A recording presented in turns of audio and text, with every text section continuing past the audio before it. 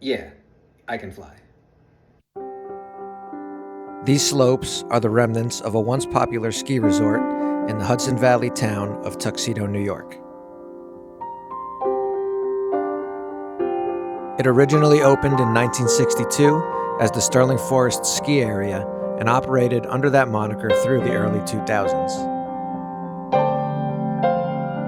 After a brief hiatus, it reopened in 2007 under the new name Tuxedo Ridge until it closed again in 2015. While the ski center remains closed, the area is still a popular destination for its proximity to the New York State Renaissance Fair, Spartan Racecourse, and many hiking trails in Sterling Forest State Park. It also used to be a part of a larger project called Sterling Forest Gardens, which were a world-renowned floral showplace in the 50s, 60s, and 70s.